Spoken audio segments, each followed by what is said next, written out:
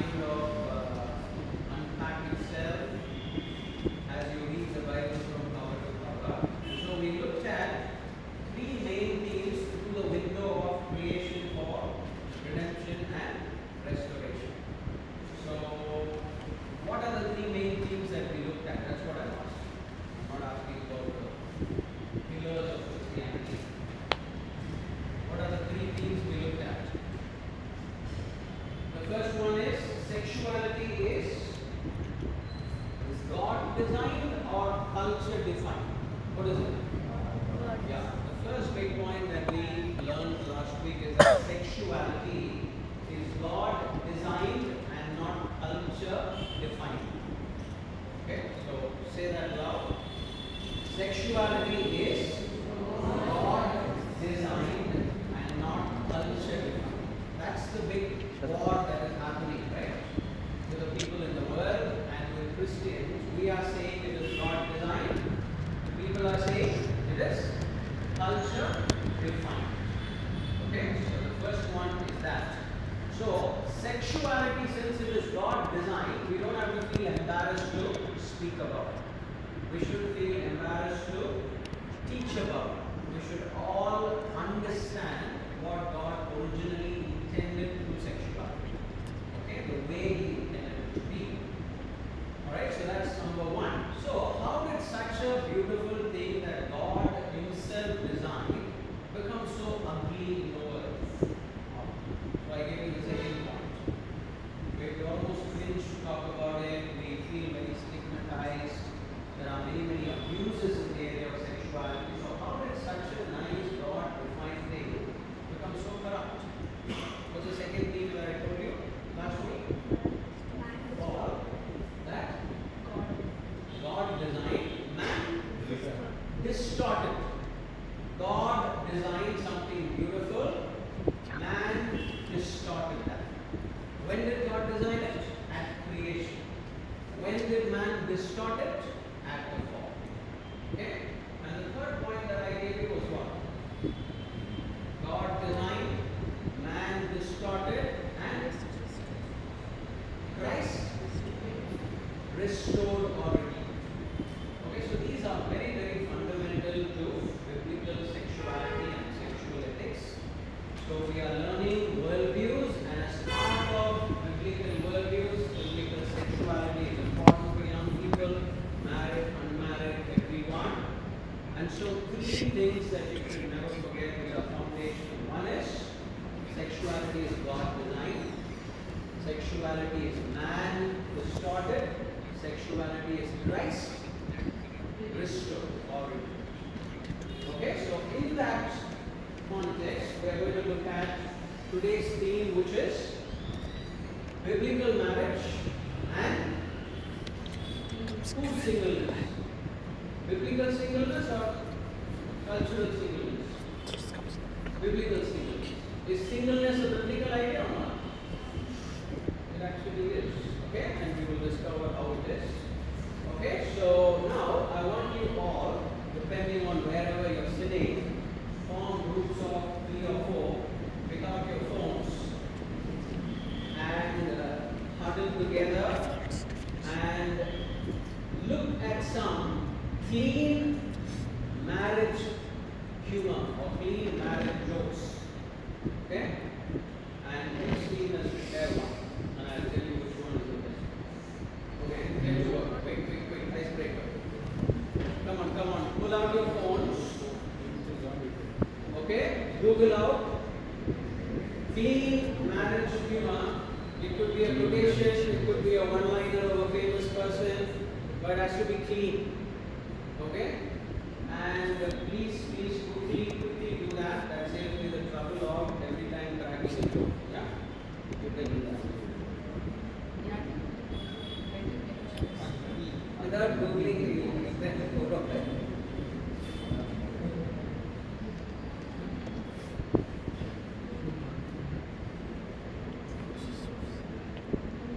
So have you guys got yours? I think that group is all excited.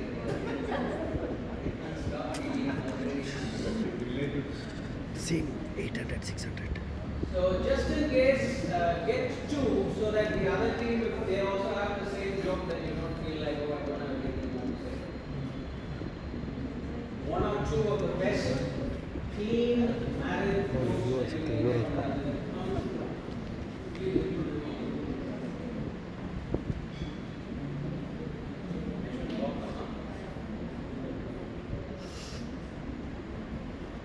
Some people are like, PhD scholars really research breaking. So you can't find any. The internet is full of jokes and many jokes on marriage.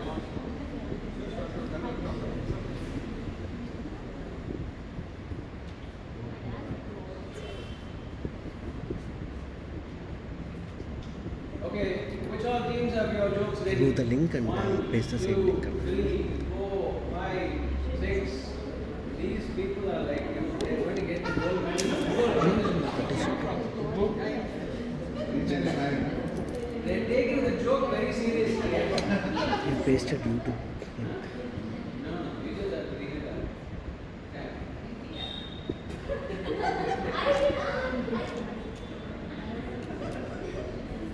Okay. Who's ready to first share your joke?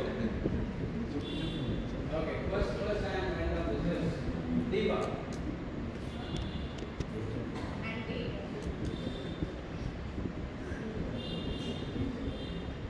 This is a joke, yeah? This is icebreaker. Relax, guys.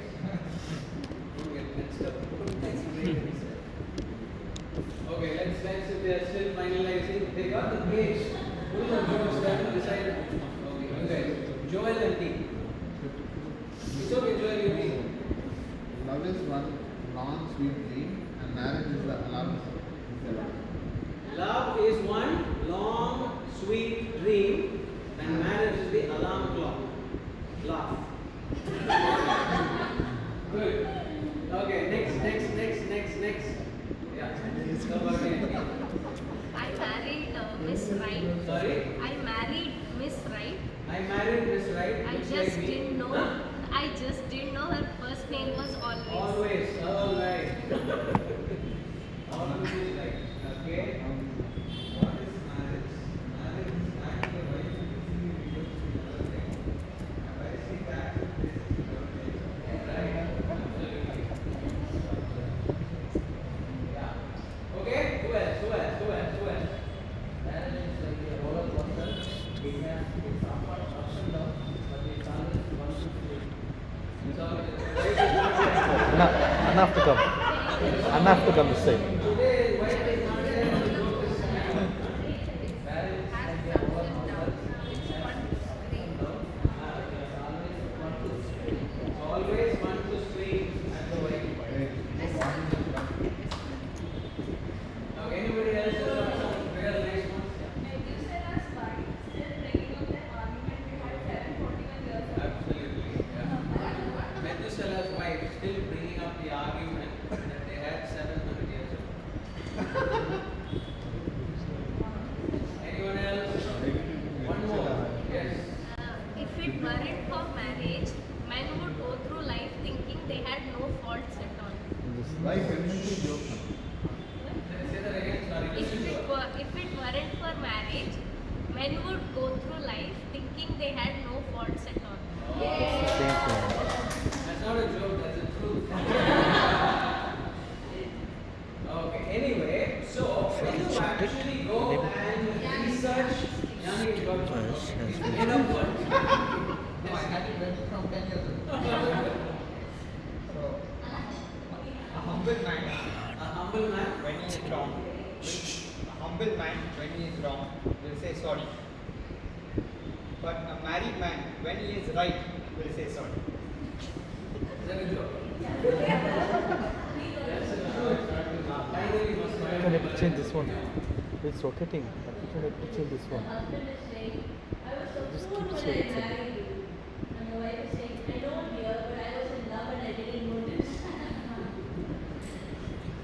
Okay, good. So, all Can I this rotate would this one? illustrate that when the Can rotate the theme camera, of it's marriage nice. comes, the internet But is try able to full rotate of this one. marriages. Okay? And it is okay to laugh and be light-hearted about the topic or theme of marriage, But it is also important as a Christian disciple to understand the weight and depth of marriage and not simply laugh it off. Alright? So, we're going to look today at marriage and singleness. And the first big point that I want all of you to remember is that marriage for a biblical Christian reflects the gospel. Marriage for a biblical Christian reflects the gospel. Tell your neighbor so that you remember that. Okay, so that's a very, very, very weighty statement. Alright? Now I want you to turn to Ephesians 5 and we will very quickly, as I read, look at about at least 4 sets of verses which will form the basis of what we are going to speak about today, a biblical understanding of marriage. Ephesians chapter 5 verses 22 to 33. Okay, I'm going to read it for you, or shall I ask one of you to read it? Why don't one of you read it? Why don't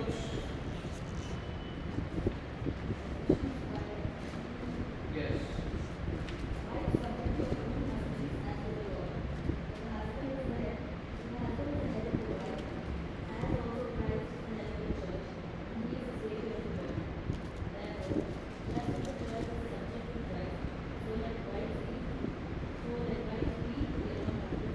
Okay, thank you. Someone from 25 to 33. Loudly. Loudly. Husbands, love your wife just as Christ also loved the church and gave himself for her, that he might sanctify and cleanse her with the washing of water by the word, that he might present her to himself a glorious church, not having spot or wrinkle or any such thing, but that she should be holy and without blemish. So husbands ought to love their own wives as their own bodies. He who loves his wife loves himself. For no one ever knew his own flesh, but marriages and cherishes it, just as the Lord does the church. For we are members of the body, of his flesh, and of his bones. For this reason, man shall leave his father and mother and be joined to his wife, the two shall become one flesh. This is a great mystery, but I speak concerning Christ and the church. Nevertheless, let each one of you in particular show love his own wife as himself, and let the wife see that she is Okay, so this is a very, very profound passage on marriage and on husbands and wives. Okay, now we won't have time to go through it in depth. Maybe at a later point when we do a series on marriage, let's do that. This is a series on sexuality, so there is a marriage is just one of the bullet points that we are trying to study. Now, when you look at this slide, is the left one loaded more or is the right one more loaded, which looks more cumbersome? The right one. And that is what? Men. Are the ladies happy about that? Yes. Absolutely. The men have to be told twice the amount in volume of instructions and discipline about how we ought to love the wives than the wives have to learn about how to love the husbands. And that's an interesting fact, right? Yeah. You all have how many verses to follow? Women. How many verses do men have to follow? 5 verses. And long verses. So men, watch out. Okay? The onus of making marriages work rests very heavily on the men. Why? Men, why? Men didn't expect me to say this. Because we forget now. Because We forget. we forget. Why is the onus of making the marriage work resting more heavily on the men? First of all, is it the right statement to say that? He is the head of the family, as Christ is the head of the church. So does Christ have a greater responsibility?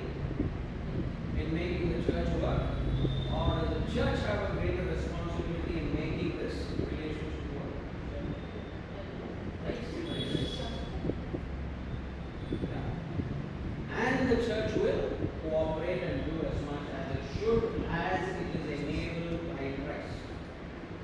Okay, so I'm not making a joke here. I'm not just looking at the volume of scriptures devoted to one versus the other. I'm telling you a spiritual truth, firmly rooted in the Bible, about manhood and womanhood and the responsibility of this institution working rests largely on the husband. Doesn't mean it doesn't. That's not right. But the man, because he is the leader, because he is the priest of the home, because he is the head of the home, because he is the first one that has to model, obviously the onus primarily and initially and heavily rests on the man. Now this should not be a fighting point with your husband after you all get married. Okay? I'm saying it to illustrate the importance for men to realize this truth that often doesn't get taught or spoken. Okay? Now, second, Ephesians 5:32 is one of the key verses that illustrates my point. Marriage is fashioned after the gospel. That's what I said, right? That was my first point. So, this is a profound mystery, but I am talking about Christ and the church. So, the closest reference that Paul is giving about the institution or idea of marriage is Christ and the church. So we can joke all we want about marriage, we can make fun of marriage and all of that in light vein, but we should never underestimate the profundity and the gravitas of this all important, God ordained institution called marriage. Okay? Are you all there? So let me move. Let's quickly look at Revelation 19, 7, and 8 and 9. 7, 8 and 9. One of you can read the verses on the left of your screen. Someone else can read verse 9.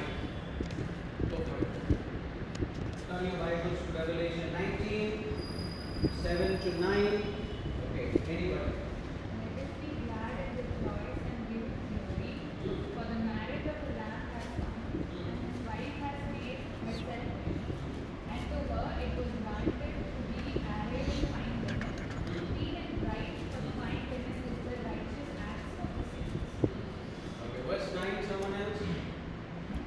Then the angel said to me, write this, blessed are those who are invited to the wedding supper of the Lamb. And he added, there are the true words of God. These are the true words of God. So the idea of Christ and the church getting married, the church being the bride of Christ, and the idea, a faint symbolic idea of that heavenly union on earth, which is marriage, are in many ways comparable. So the theme that we are studying is a very important theme. And what's the very first point? Marriage reflects the gospel.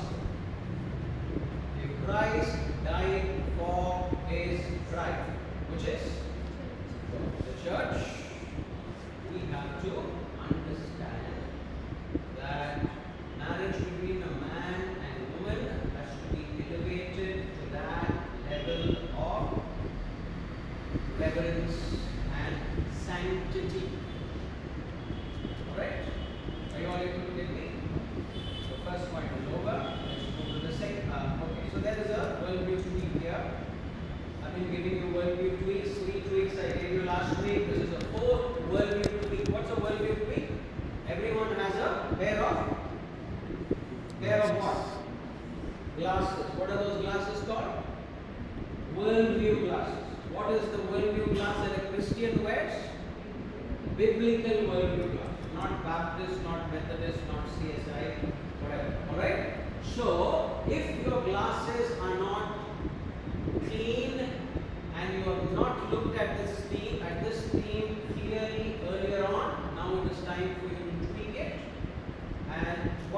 you supposed to understand? Marriage is not merely for happiness or reproduction like the world thinks it to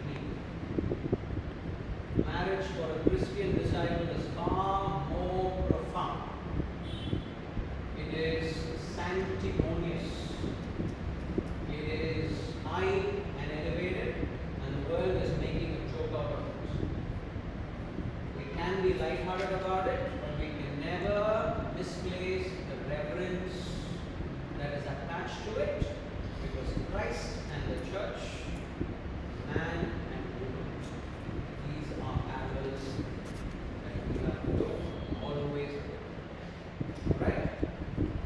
So it's always a living picture of Christ's covenant love for his church. Okay?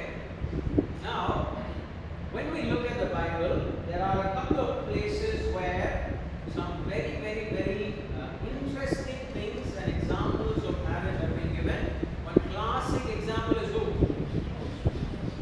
Hosea and Gomer. You all know the story, and I'm not going to explicitly speak about it. Children are here.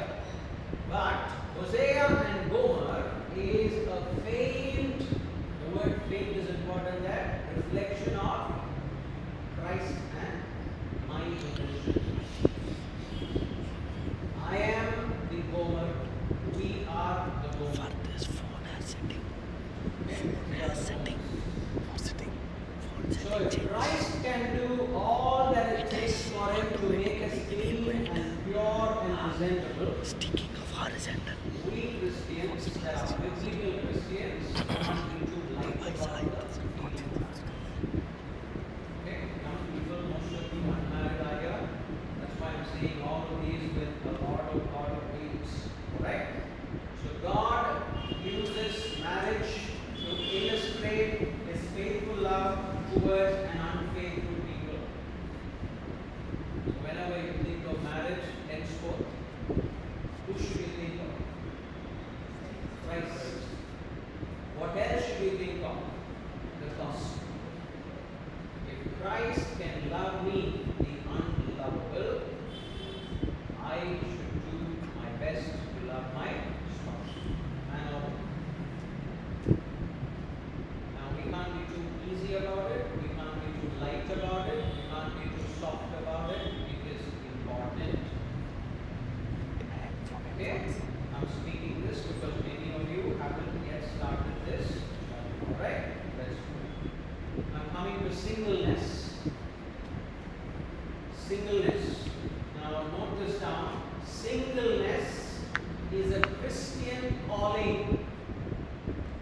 Many times when we use the word calling, we are thinking of should I become a doctor, engineer, should I work here, should I work in North India, should I work in a mission hospital, should I go abroad, no, not abroad, whatever.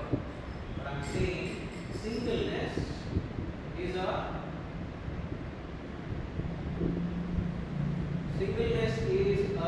Christian calling.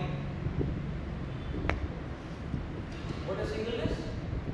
Christian. What is marriage? Non-Christian calling. Christian that becomes non-Christian down the road. Yeah? So as much as marriage is a Christian calling, singleness also is a Christian calling. Many people think singleness is consolation prize. Singleness is not consolation prize. We are not settling for singleness because we do not get married. Can You have to understand that singleness is as If I give this, he can't hear anything of out. God as marriages. If you are called to marry, which most of us are, there is someone that can be called to singleness. It is not a deficiency. In a long time, I've been in the church and I've been listening to sermons, I've been preaching. I have not really heard a single sermon on singleness. Have any of you ever seen a sermon on singleness ever? Has anybody ever spoken on singleness? It's a very taboo topic.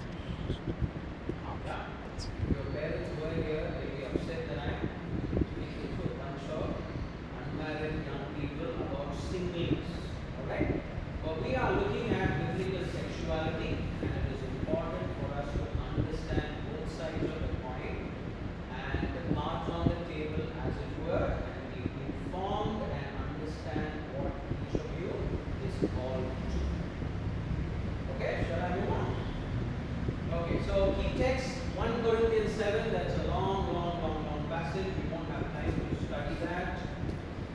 Maybe we can look at a couple of verses here and there. Matthew 19:12. This is a verse that we looked at last week. Does anybody remember what Matthew 19:12 is roughly about? What is Matthew 19:12 about? Last week.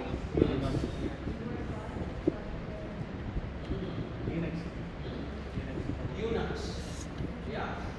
Some people are coming and asking Jesus about marriage and about singleness.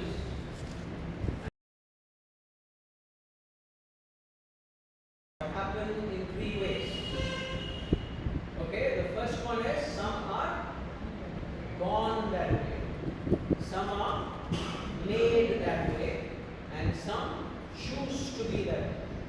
Can you give me an example of a great man of God who was single, chose to be that way? Paul. Most people believe that Paul chose singleness. There is also a theory that he was a widower, okay, and he didn't remarry. Most scholarship believes that he was single and chose singleness for the service of God. So that is Paul's example. Can you give me another example of someone who was single? Elijah? Jesus. Absolutely. Yeah. We don't actually think of Jesus. Yeah. Maybe because he died when he was 73. We think if he lived longer, he perhaps would have married. But till he lived, Jesus chose to be single, and Jewish tradition generally demands that a young Jewish man would get married by 18. So I would go to argue that Jesus actually chose singleness. Yeah?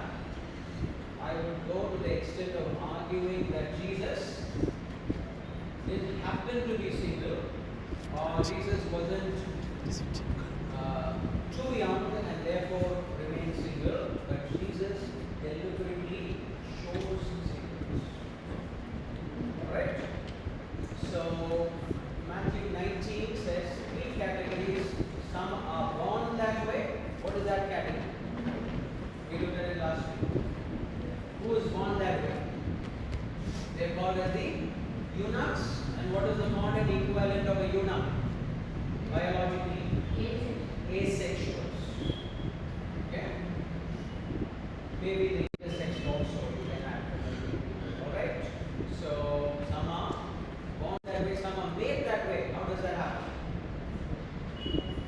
Castration. And I told you the tradition during the ancient days when kings captured their enemies. Some aristocrats that were knowledgeable and trained in military and warfare and wisdom of their culture, whatever, were taken as captives and they were castrated. I even went to the extent of saying which four famous people possibly would have been castrated. Daniel, Shadrach, Meshach, and Abednego. Okay, so we are speaking of single, some are born that way, some are made that way, some choose to be that way. Okay? Now this is the worldview tweak that I want you to embrace from today if you didn't realize it earlier. The biblical worldview elevates both marriage and singleness. Okay? Elevates both marriage and singleness. And when your parents call you for an alliance, please don't tell them this. And even if you tell them this, don't tell them Charles got this. Okay? Now, an important question. Can a person who chooses to be single, or anybody for that matter, flourish in life without sexuality? Or without having a sexual life? What's the answer? Yes. Okay, why? Because Paul demonstrated that. And Jesus demonstrated that. Alright. So, singleness, like I told you, is not consolation.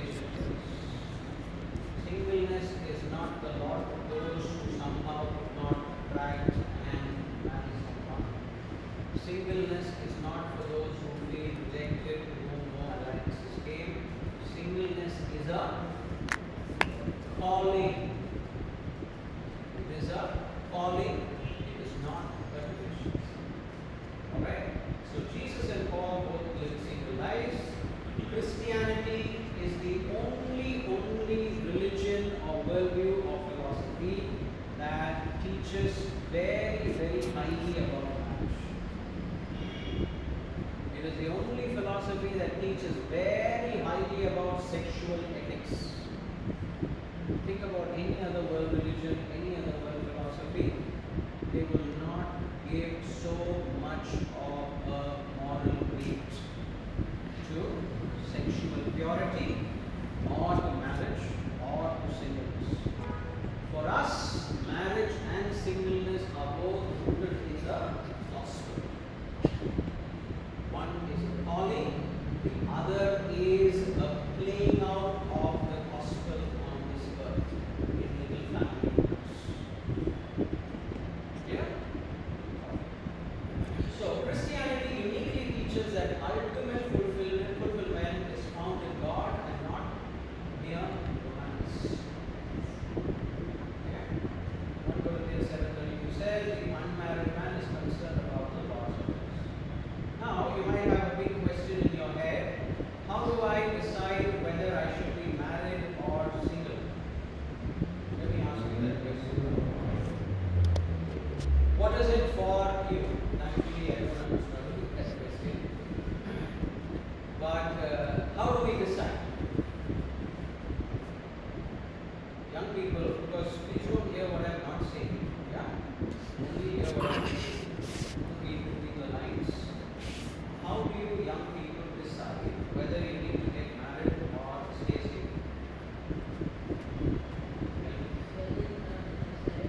Whether you have the desire.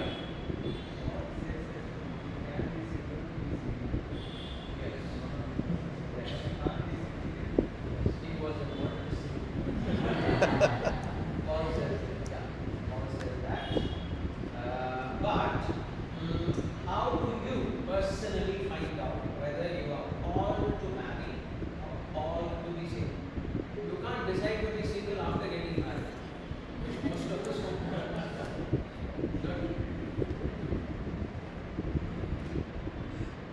How? Desire. If you have normal physiological sexual desires, okay, that means you are a person that naturally should be inclined to marry. That's the simplest way to look at it. One level, okay? Which means you are perhaps not made for celibacy. Okay? On one level. Second, you might be saying, no, I do have an inclination towards the opposite sex, but I value the Lord and His ministry so intensely, and I have wisdom enough to foresee that marrying somebody comes with its own baggage of responsibilities, and it will really pull me down, and I will not be able to love the Lord. Then you need to know whether you are strong in the area of being sexually pure and sold out to God. The way you think you are today, will you be the same 20 years from now? Okay? And if the answer is an overwhelming yes for you, perhaps you are perhaps. Okay? So very two quick, easy tests. What's the first one? If you have a desire, okay? If you have a desire to have a family, raise a family, marry someone, you desire companionship, they're all normal physiological desires that Satan did not invent. Who did not invent? All of these are normal physiological desires that are created because God wired you in a certain way. And therefore it is not wrong to have these desires. But if you allow these desires to become excessive and out of the boundaries, that's when it becomes distorted. Okay? So, if you have a desire, then automatically you are inclined to marry. So please don't confuse your head about, should I stay single, should I stay single? No, do not stay single. Because today you will think you will stay single, but 10 years down the line, you will be unsure.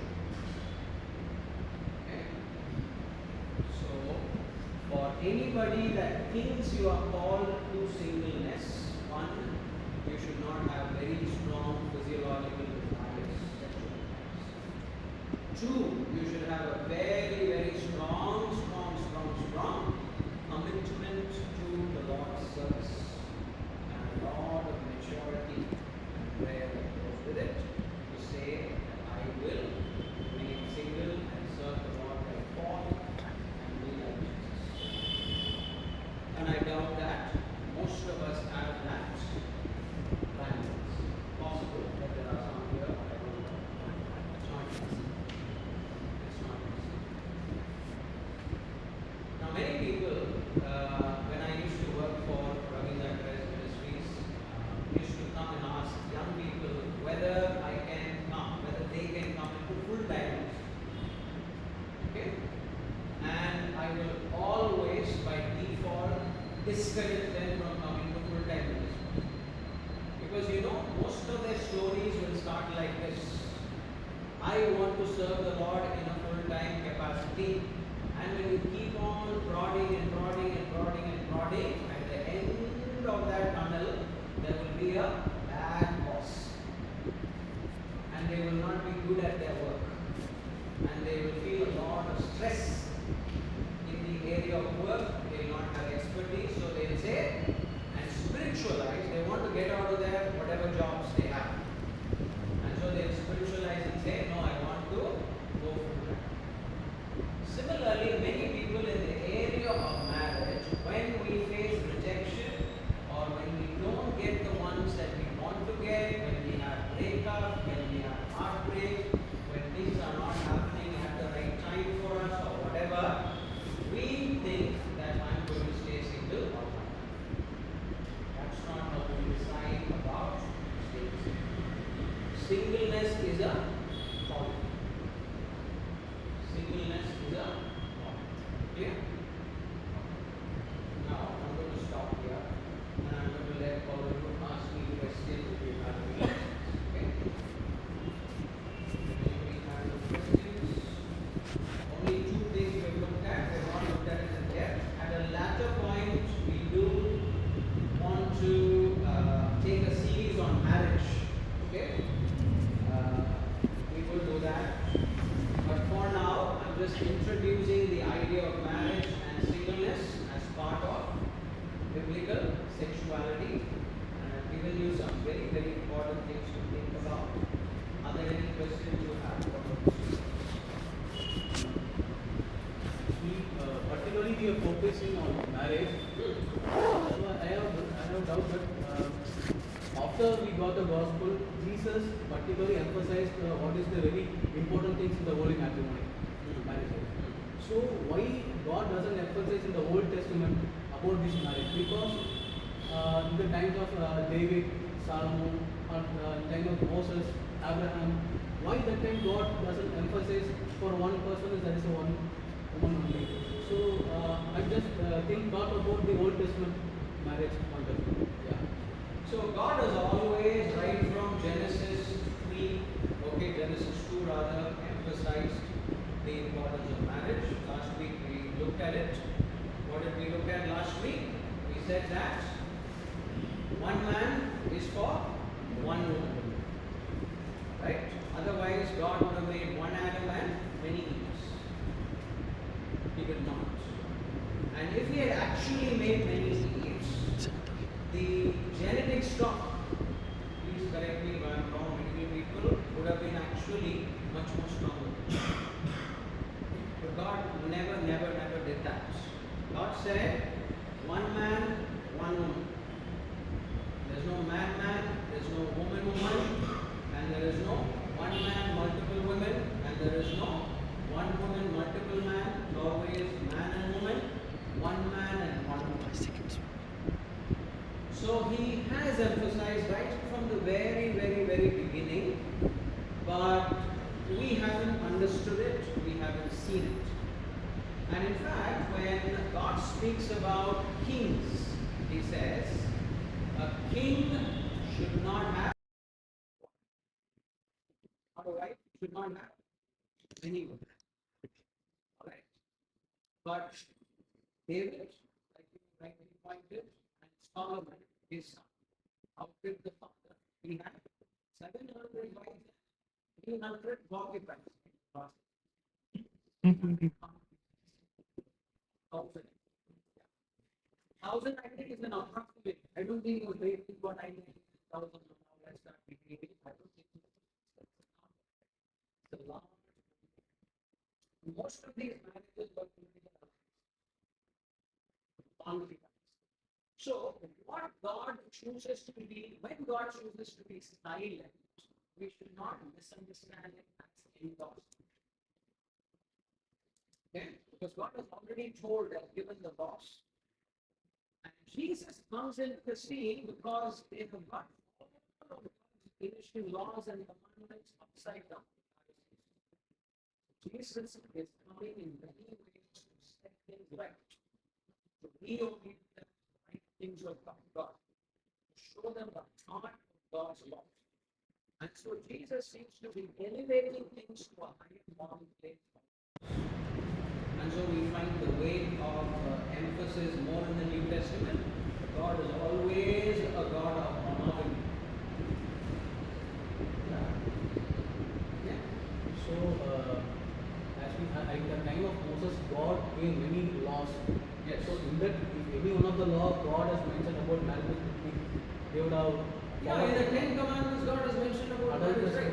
What is the law that He has mentioned in the Ten Commandments? See, we don't read these very clearly. We skim through them and we miss the deeper meaning.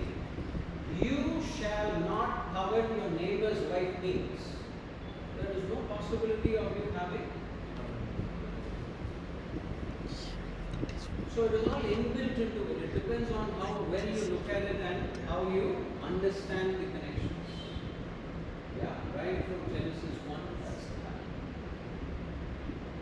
Okay, any other questions?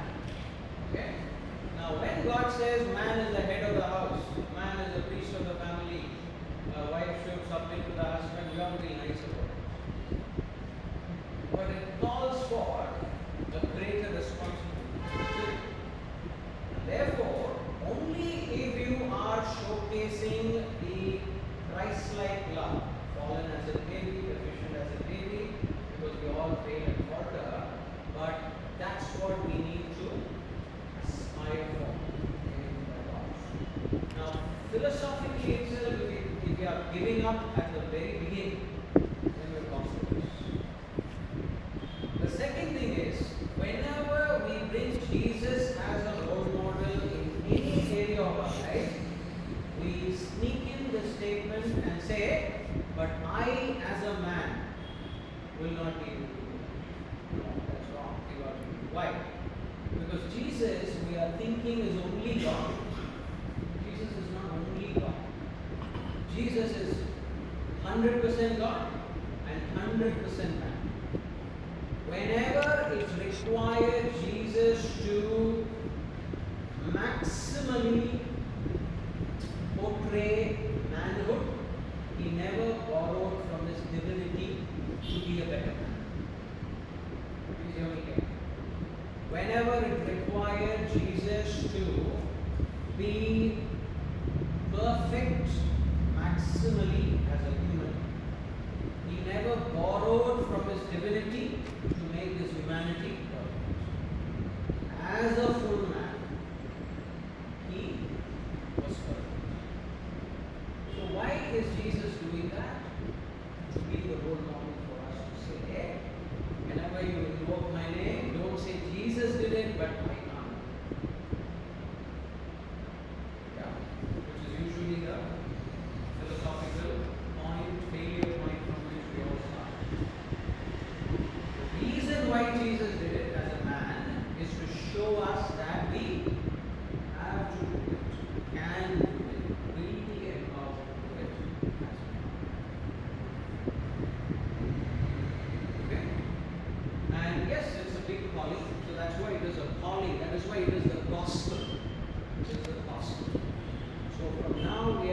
understand marriage is a pale reflection of the gospel.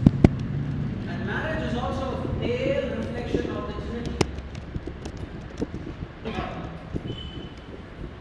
Just like God the Father, God the Son, God the Holy Spirit are all co-equal and they live harmoniously, honoring each other and not fighting with each other, pulling each other down, but serving each other. A man and a woman in marriage are co-equal. Men are not greater, women are not inferior. Co-equal. But there is a willful, by choice, submission out of love, because you don't demand it by your character, you command it. In other words, you are behaving in a way worthy of them to want to submit in love, like Jesus submitted. So I'm saying two very, very big things. One is I'm saying the relationship between a husband and wife is a very, very, very faint reflection of the relationship between the Father and the Son and the Holy Spirit in the Trinity. That's a big thing I'm saying. The second thing that I'm saying is marriage, be it a man or a woman, we have to understand it as living out our own small gospel in our own small families to impact the world with the little gospel and gospel families. Yeah. It's not easy.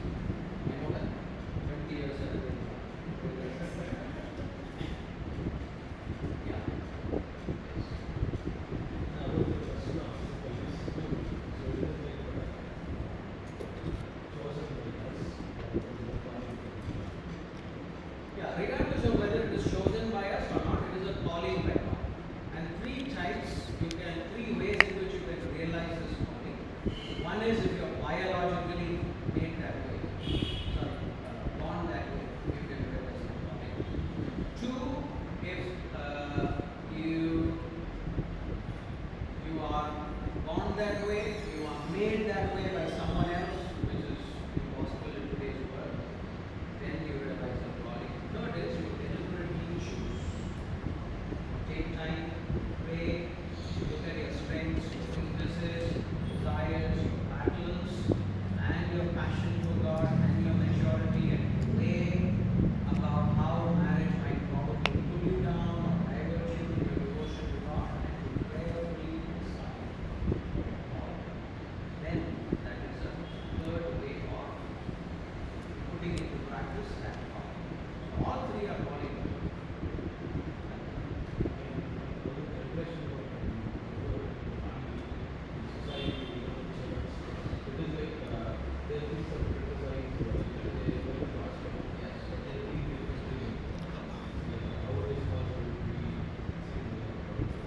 Yeah, so generally I think the default thing for all of us that are healthy is to get married. We don't have any born that way tendencies. We are all people that have sexual desires in their lives. So by default all of us are by and large, right? But if you are having an intensity of spirituality and maturity like that at all, you say no, even though biologically I feel drawn, I will control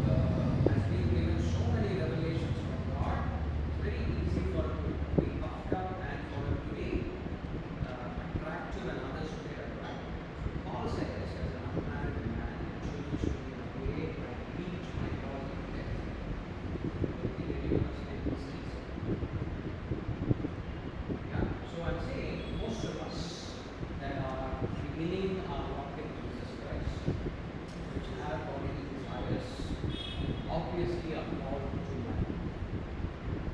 If you are called to celibacy, you will not have any confusion about it. Don't even think, am I called to celibacy? You will know it right from the word.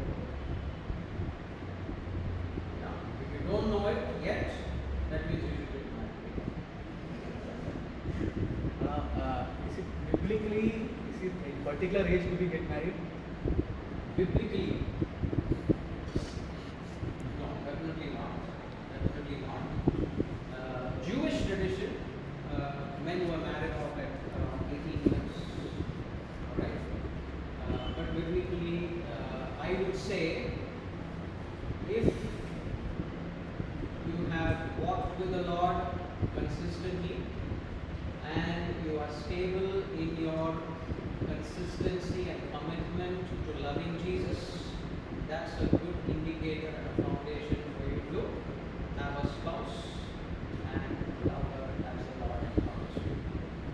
Now, if there is no consistency and commitment in loving Jesus itself and that is shaky, then it will be very, very difficult to marry a non-Jesus-like woman and be consistent and committed. So the big word for me as I think of marriage is the word commitment. As young people that you're all waiting to get married, you have to work on your commitment towards Christ. Because if you can't be committed to Christ, how easy it is for us to break our commitment to our spouses, that will not be easy. Easy to keep that relationship. We'll have lots of issues. So work on your commitment. It doesn't mean that I have to wait for 15 years to work on the commitment and then I start thinking, no, these things go hand in hand. Biological age is important, cultural appropriateness is important, where you are in life, in the area of wanting a companion is important.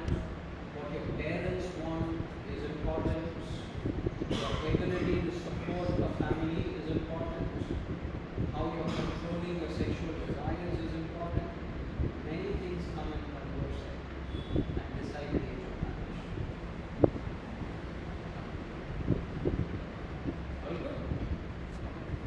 We can informally talk later on and we will stop here and we will continue next week on the topic of sexual ethics and LGBTQ. Next week also it's on Thursday and we will see how we need to think biblically about sexual ethics and LGBT. Right? You can pray and Father, we thank you for this session. We're so thankful for your word. Application of all our life and practice. We are thankful to you, Lord, that this is a subject that is not often spoken about in the churches. And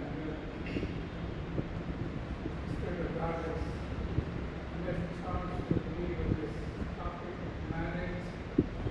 And all most of the young people here today are people who are not entered into that relationship with marriage. I pray, Lord, that as we just heard, they are committing to Jesus, to believe to your Jesus, that they will learn to be committed to Jesus, which has helped us, Lord, in our marriage, in our lives, commitment to Jesus has helped us in our commitment to one another. So, Lord, I pray that that commitment to you take priority over all things before any decisions made. Even if thoughts are coming, Lord, I pray that you stand in between so that they would know that rely upon you, depend upon you, learn from you, know how to be effective, gospel relationships. So I thank you, Lord, for this reminder to us and for the learning to many. Pray that you help us, Lord, to be committed to you. Thank you for this teaching. As we continue, as God's continue to teach this, pray that the wise